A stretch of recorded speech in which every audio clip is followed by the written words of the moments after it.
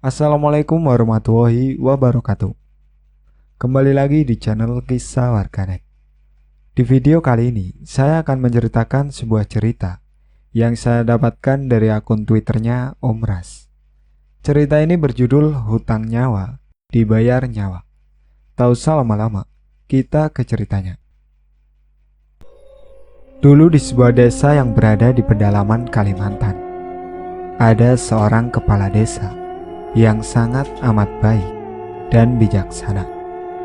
Setiap ada uang pemberian pemerintah untuk desa tersebut, sebelum digunakan untuk pembangunan atau apapun, beliau terlebih dahulu selalu mengumpulkan warganya untuk satu persatu dimintai izin dan disuruh untuk memegang uang tersebut.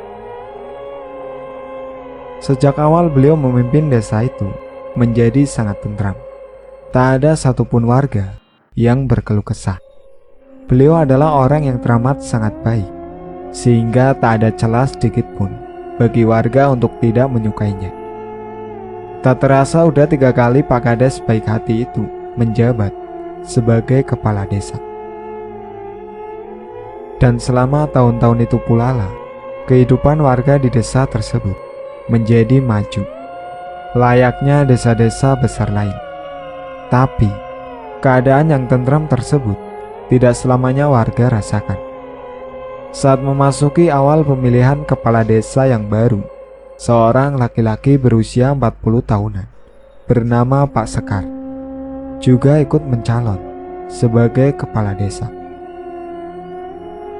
Beliau ini dulu pernah menjadi sekdes, namun tidak berlanjut karena banyak dana desa yang ia gelapkan. Banyak sekali spanduk-spanduk yang terpasang atas nama Pak Sekar. Beliau juga sudah mulai membuat acara-acara untuk mengajak para warga memilih dirinya di pemilihan kades nanti. Ia bahkan rela membagikan uang 300.000 per satu kepala keluarga. Warga yang mendukung Pak Kades baik hati semakin resah ketika hari demi hari mulai banyak warga yang berpindah pilihan hanya karena uang. Padahal mereka sudah tahu kalau Pak Sekar dulu diberhentikan jadi kades karena penggelapan dana desa. Tapi semua itu nampaknya dibutakan oleh 3 lembar 100 ribuan. Apalagi di saat-saat seperti itu, banyak sekali warga yang terpaksa harus menganggur karena hujan yang selalu turun.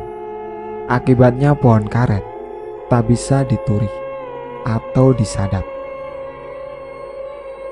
Hari yang ditunggu-tunggu pun tiba. Satu persatu warga desa masuk ke ruang pencoblosan. Hasil suaranya sama, tidak ada yang menang ataupun kalah, ujar para saksi. Hah? Hasilnya sama, ujar warga-warga saling pandang satu sama lain. Mohon maaf kepada kedua calon kades dan para warga, hasil suara yang didapatkan sama banyaknya. Jadi pemilihan kepala desa akan kita ulang 3 hari ke depan, ujar salah satu petugas. Biarlah saya saja yang mengalah, ujar Pak Kades baik hati. Tidak Pak, tidak bisa begitu. Kami ikhlas memilih Bapak. Bapak harus pertahankan. Saya yakin Bapak akan menang. Iya Pak, Bapak pasti menang. Iya Pak, Bapak pasti akan menang, teriak pendukung Pak Kades baik hati. Tak terima kalau pemimpin mereka yang selama menjabat telah membawa keadilan ke desa mereka harus mengalah. Iya, kami setuju. Jika harus coblos ulang, pilihan kami tetap satu dan tidak akan pernah terganti. Kami tahu siapa yang bisa memajukan desa ini, teriak pendukung Pak Kades baik hati seraya berjalan pulang. Sebenarnya Pak Kades tak enak hati melihat pendukungnya seperti itu, terlebih ketika tatapannya saling beradu dengan Pak Sekar. Terlihat Pak Sekar yang langsung membuang muka dan meludah. Pak Kades baik hati itu pun cuma bisa menghela nafas. Warga begitu, karena memang Abah cocok menjadi kades. Lihatlah, banyak sekali perubahan baik di desa ini semenjak Abah menjadi kades. Tapi aku tidak enak dengan Pak Sekar, mah. Wajar saja, Bah. Tahun-tahun kemarin kan memang calonnya cuma Abah saja, karena Pak Sekar dulu pergi ke kota untuk membuang malunya ketika diberhentikan jadi sekdes karena penggelapan dana. Semua warga tahu siapa Pak Sekar. Kalau sampai dia yang memimpin desa ini, akan hancur, ujar istrinya, seraya menyuguhkan segelas kopi tumbuk. Semua manusia kan memang letaknya hilaf dan salah, mah, ucap Pak Kades baik hati, sembari menyeruput kopinya. Sudah, jangan terlalu dipikirkan, Bah. Siapapun nanti yang menang di pemilihan suara, aku yakin itu yang terbaik. Hujan kembali turun setelah seharian mendung berawan. Dinginnya udara malam itu membuat Pak Kades baik hati langsung menyelimuti tubuhnya dengan selimut.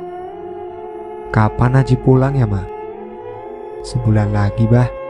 Itu pun hanya kemungkinan saja, karena ya begitulah anak kuliahan. Aku jadi rindu masa-masa sekolah dulu. Ingat, sewaktu Abah menarik rambutku dulu.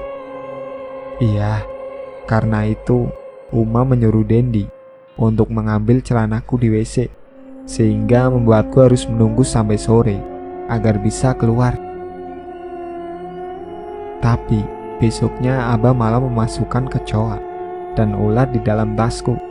Aku sampai dimarahi guru waktu itu. Tawa keduanya mewarnai malam hujan yang dingin saat itu. Keesokan harinya, Pak Kades baik hati sedang berada di sungai memancing ikan. Tak jauh darinya, ia juga melihat Pak Sekar sedang memperbaiki susunan batang. Pak Bardi, sebut saja begitu. Si Kades baik hati yang melihat Pak Sekar nampak kesusahan mengurus batang-batangnya tersebut pun langsung berjalan menghampiri Pak Sekar. Tanpa diminta, Pak Bardi membantu Pak Sekar. Tidak usah, Pak, saya bisa sendiri, ketus Pak Sekar. Tidak apa-apa, Pak. Saya lihat Bapak kesulitan meruis batang-batang ini, ucap Pak Bardi. Alah, gak usah sok-sokan baik sama saya, Pak. Saya tahu Bapak itu mau saya mengalahkan nanti. Saya tidak akan mengalah, Pak, bentak Pak Sekar, seraya melemparkan puntung rokoknya ke air. Demi Tuhan, Pak, saya tidak ada maksud. Saya tulus dan ikhlas membantu, ucap Pak Bardi. Urus saja pendukung-pendukung fanatik Bapak itu. Ajarkan sopan santun kepada mereka, agar tahu mana perkataan yang bisa menyakiti dan mana yang tidak. Dilanjut dengan meludah oleh Pak Sekar. Pak Bardi meninggalkan tempat itu sambil geleng-geleng kepala. Ia makin merasa tak enak dengan ucapan-ucapan Pak Sekar tadi. Maafkan saya, Pak. Saya tidak pernah bermaksud untuk membuat Bapak tersinggung, ucap Pak Bardi dari kejauhan. Pemilihan ulang untuk kedua calon kades pun akhirnya tiba. Para warga berbondong-bondong menuju ke tempat pemilihan. Di antara beberapa warga pendukung Pak Bardi dan Pak Sekar, malah terjadi perang sindir-menyindir. Hujan hari itu turun sangat deras, namun kebanyakan warga tak menghiraukan hujan yang mengguyur dan menciptakan dingin di tubuh mereka.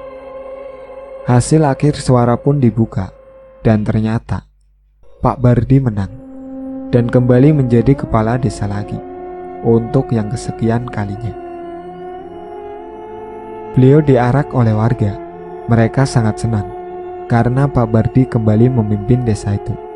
Sementara Pak Sekar pulang dengan raut wajah penuh emosi. Malam itu, Saat hujan mulai reda, warga mengadakan pesta kecil-kecilan di depan rumah Pak Bardi.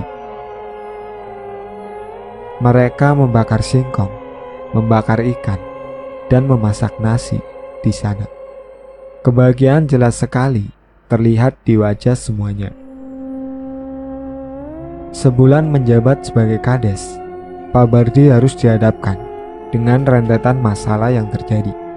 Mulai dari beberapa warga pendukungnya yang sakit tanpa sebab, dan beberapa anak kecil yang terkena muntaber. Bahkan sampai ada yang meninggal.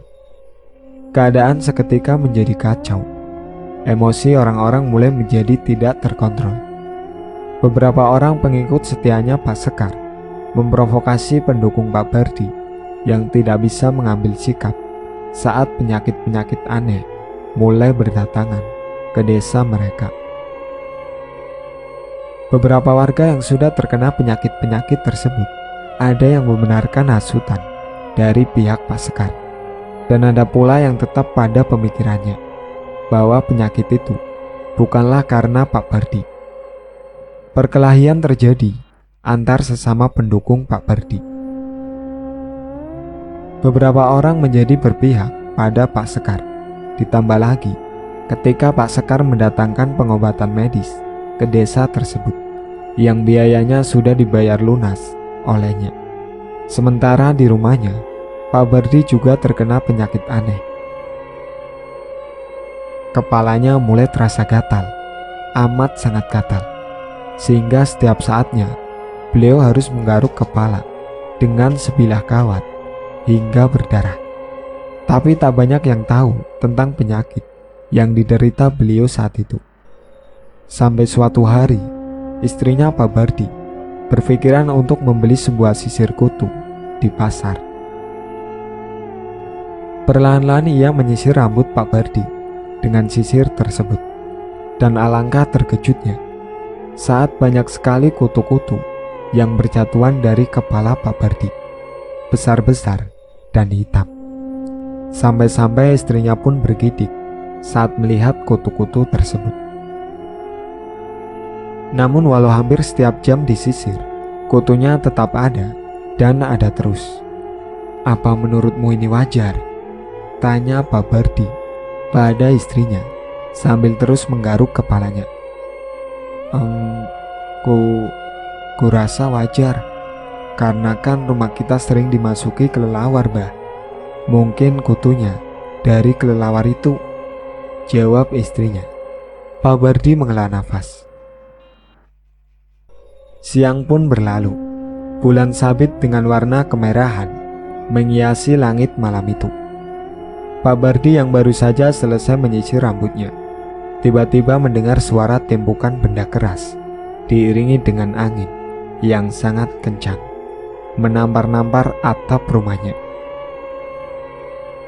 Baru saja Pak Bardi akan beranjak dari duduknya, ulu hatinya tiba-tiba sakit, sangat-sangat sakit, sehingga untuk bernafas pun ia hampir tak mampu. "Ya ampun, Bah, Abah kenapa?" ucap istrinya seraya membantu mengurut-urut ulu hati suaminya.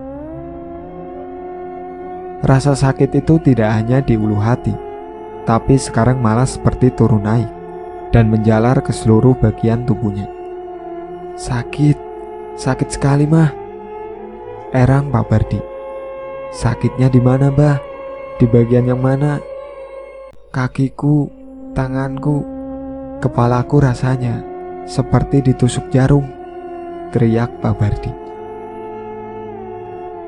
Istrinya hanya bisa menangis melihat Pak Bardi yang terus mengerang tiada henti. Akhirnya dia berlari keluar rumah menuju ke rumah tetangganya yang berjarak 6 meteran dari rumahnya. Namun tak ada yang mau membukakan pintu. Rumah ke rumah dia datangi untuk meminta pertolongan. Namun hanya rumah Pak Dula saja yang mau menolong. Mereka berjalan dengan diterangi senter. Lumpur yang ada di jalanan tak ia hiraukan. "Masuk, Pak, Bu, silakan," ucapnya gemetar.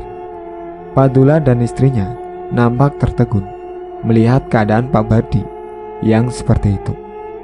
"Sudah berapa lama seperti ini, Bu Kades?" tanya Pak Dula. "Beberapa hari setelah anaknya Suli meninggal, Pak." "Sepertinya ini bukan sakit sembarangan, Bu. Ini sakit kiriman. Mungkin ada orang yang tidak suka terhadap keluarga kalian." "Ya Tuhan, lalu apa yang harus saya lakukan agar suamiku bisa sembuh?" "Ma, kau temanilah mereka di sini. Aku akan ke desa sebelah, ke rumahnya Pak Rahman," pamit Pak Dula pada istrinya. Sepeninggalnya Pak Dula, kedua perempuan itu disibukkan dengan keadaan Pak Bardi yang sakit dan gatal di kepalanya muncul secara bersamaan. Rasa mual yang dirasakan oleh istri Pak Dula, ia coba untuk menyembunyikannya sebaik mungkin. Kutu-kutu yang disisir dari kepala Pak Bardi berkumpal-kumpal banyaknya. "Bagaimana rambutnya kita gunting saja, Bu, biar kutu-kutunya hilang," usul istri Pak Dula. Setelah usulnya disetujui, ia pun langsung mencari gunting untuk menggundul rambut Pak Bardi. Namun walaupun digundul, kutu-kutu itu tetap ada dan malah bertambah banyak. Kutu-kutu tersebut bergerombol di kepala Pak Bardi yang sudah gundul, membuat siapa saja yang melihatnya menjadi takut dan jijik. Istri Pak Dula mengambil plastik ke dapur dan juga segayung air panas, lalu perlahan-lahan mengambil kutu-kutu itu menggunakan plastik dan memasukkannya ke dalam gayung yang berisi air panas tadi. Ia melakukan itu sampai berulang-ulang kali hingga kutu-kutu yang menempel di kepala Pak Bardi habis. Setelah itu ia mengoleskan kepala Pak Bardi dengan minyak goreng. Baru beberapa saat saja Pak Bardi kembali berteriak-teriak gatal. Namun istrinya dan juga istri Pak Dula tidak melihat adanya sesuatu di kepala Pak Bardi. Kutunya sudah hilang, namun Pak Bardi masih terus berteriak, mengatakan kalau kutunya masih terasa ada. "Mereka banyak sekali rasanya, Mah. Banyak sekali di kepalaku," teriak Pak Bardi. "Sisir, sisir." Istrinya bergegas mengambil sisir, meski tak tahu apa lagi yang harus disisir. "Panas, air, panas," teriak Pak Bardi lagi. Istrinya Pak Dula menyiramkan seember air kepada Pak Bardi, dan seketika Pak Bardi diam. Ia menghela nafas. "Sakitnya hilang," ujar Pak Bardi. "Yang benar, Bah." "Syukurlah kalau begitu," ucap istrinya. "Alhamdulillah," ucap istrinya Pak Dula. Mereka tersenyum senang karena mengira Pak Bardi sudah tidak apa-apa lagi. Namun baru setengah jam, Pak Bardi sudah kembali lagi menggaruk-garuk kepalanya. Malah kini tidak hanya menggunakan sisir ataupun kawat, ia malah mengambil pisau dan bermaksud untuk mengiris kulit kepalanya sendiri. Sebisa mungkin istrinya dan istri Pak Dula mencoba merebut kembali pisau tersebut, namun mereka kalah tenaga dengan Pak Bardi. Tanpa ragu-ragu Pak Bardi melukai kulit kepalanya sambil tertawa. Darah segar keluar dari luka. "Hentikan, Bah, hentikan!" teriak istrinya histeris. Seperti tak puas dengan melukai kepalanya sendiri, Pak Bardi malah membentur-benturkan kepalanya ke jihi tabelin atau tiang rumah. Biasanya kalau rumah kayu memilikinya, sampai berulang-ulang kali hingga darah menyembur keluar. Tubuh Pak Bardi melemah hingga akhirnya tumbang. Isak tangis istrinya tak terbendung lagi. Ia memeluk suaminya yang sudah tak bergerak. Tidak berapa lama, Pak Dula kembali bersama seorang lelaki memakai sarung dan memakai peci putih. Beliau adalah Pak Rahman, orang yang dikenal paham dengan hal-hal gaib. Lelaki itu tertuju pada sudut rumah. Matanya menatap dari bawah ke atas, seperti menatap seseorang yang tak kasat mata. "Innalillahi, Pak Bardi sudah meninggal," ucap Pak Dula setelah mengecek keadaan Pak Bardi yang berdarah-darah tersebut. "Rumah kalian sudah ditandai. Kiriman itu dikirim oleh orang yang sangat membenci suamimu," ujar Pak Rahmat. Istrinya Pak Bardi menangis terus-menerus.